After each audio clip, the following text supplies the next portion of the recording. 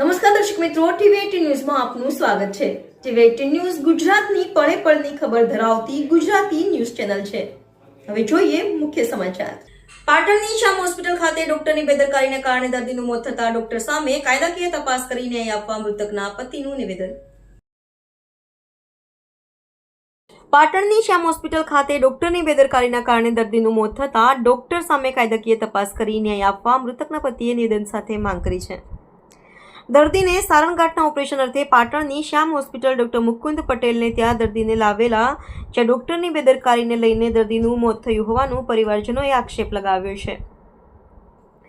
દર્દીના ઓપરેશન બાદ દર્દી મોતને ભેટ્યા। ડોક્ટર મુકુંદ પટેલ દર્દીના વિઝિટમાં આવ્યા જ નથી, તેમજ દર્દીને જોઈતી સારવાર આપવામાં આવી ન હોવાના મૃતક રમીલાબેનના પતિ સહિત ભાણેજ ભૂરાભાઈ સાધુએ આક્ષેપ કર્યા છે।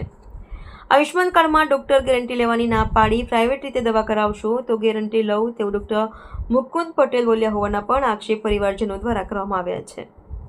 મૃતકના પરિવારજનોએ કહ્યું કે અમારું પેશન્ટ પાછું આપો અથવા તો તંત્ર અમને ન્યાય આપે અને આવા તબીબ સામે કાયદાકીય સજા થાય તેવી માંગ પરિવારજનોએ કરી છે। આમાં જે એક્સપાયર થયેલા છે એ અમારા સગા મામી થાય છે અને અમારા મોટા મામા છે। જ્યારે ઓપરેશન થઈ રહ્યું હતું ત્યારે મામાનો ફોન પણ મારા ઉપર આવ્યો હતો, તો હું આવ્યો અહીંયા, તો હું શુક્રવારે આવ્યો હતો। તો જ્યારે શુક્રવારે આવ્યો ત્યારે ઓપરેશનનો બીજો દિવસ એમને થયેલો હતો। તો એ દિવસે 11 વાગે એમને શ્વાસની તકલીફ પડતી હતી, પણ શ્વાસની તકલીફ પડે કમ્પાઉન્ડરને મેં બોલાયા હતા અને કમ્પાઉન્ડર આવ્યા પછી બેનને ઊભા કર્યા પછી શ્વાસની તકલીફ થોડીક સારી થઈ, પણ એ વખતે રિઝલ્ટ શુક્રવારથી જ બગડી ગયેલું હતું। પણ રિઝલ્ટ બગડ્યા પછી આ લોકોને અમે વારંવાર રજૂઆત કરી કમ્પાઉન્ડરને કે તમારા ડૉક્ટરને બોલાવો, પણ ડૉક્ટરને એ લોકો બોલાવતા નહોતા। એટલે મિનિમમ ડૉક્ટર બને કેસ થોડોક બગડ્યા પછી પણ 24 કલાક અમે એમની રાહ જોઈ, પણ ડૉક્ટર આવ્યા નહોતા। અને શ્યામ હોસ્પિટલમાં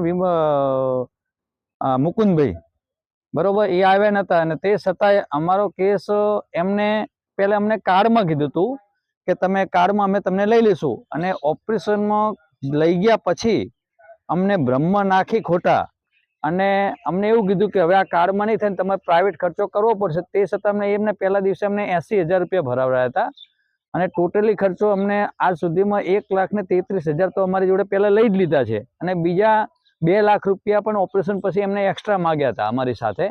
પણ એ ઓપરેશન પછી એમને આવું કેસ બન્યો એટલે અત્યારે એમને ખાનગી પેટેમાં જો પૈસા માગે, પણ અમારી જો અત્યારે હતા મેં ભાઈ અમારું દર્દી સાજું થાય મેં પણ પૈસા આપશું આવી અમે નહીં। મેં સાહેબ અમારો કેસ તમે બગાડ્યો છે, અને આ કેસને તમે હાથે કરીને અમારું જે અમે સાજું માણસ આપ્યું હતું, અને અમને જ્યારે છેલ્લા 3 દિવસમાં એમને મૃતદેહ દાખલ કરી અને અમને આ દર્દી અમને પાછું આપ્યું, અને પછી અમને વારંવાર છેલ્લા દિવસે કાલે સાંજે 5-1 વાગે અમને ત્યાં ડૉક્ટર 6 વાગે આવ્યા, અને 6 વાગે ડૉક્ટર આવ્યા પછી અમને એવું કીધું આ લોકોએ કે અંદર એસોસિએશન અમારા બધા વકીલો લડશે, એમાં તમારે જે કાયદેસરની કાર્યવાહી કરવી હોય તો કરો, એટલું અમને પહેલાં કીધું।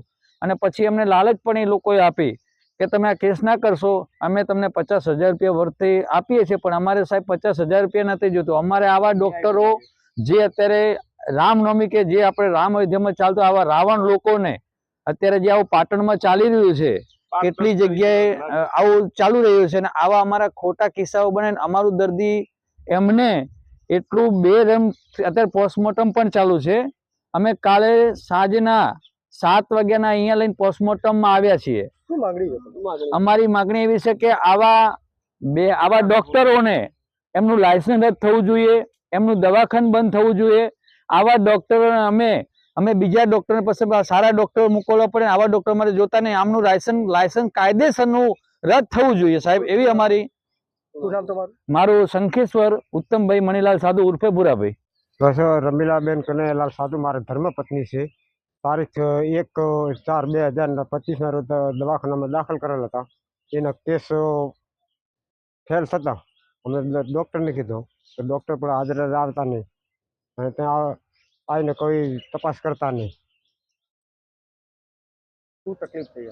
એને તકલીફ હતી પેટમાં દુખાવાની, એનું ઓપરેશન કરાયું હતું।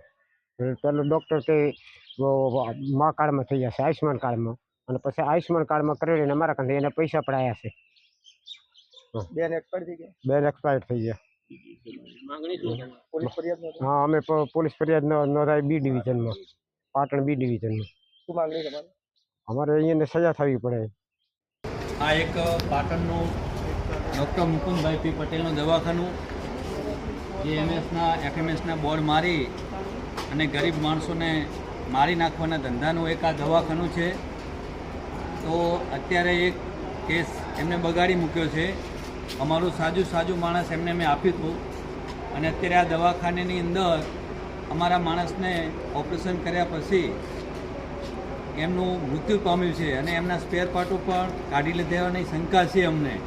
તો આજે આ ડૉક્ટર પણ અમને કોઈ જવાબ આપતા નથી. હું તમને ઉપર એમનું દવાખાનું દેખાડું અને ત્યાં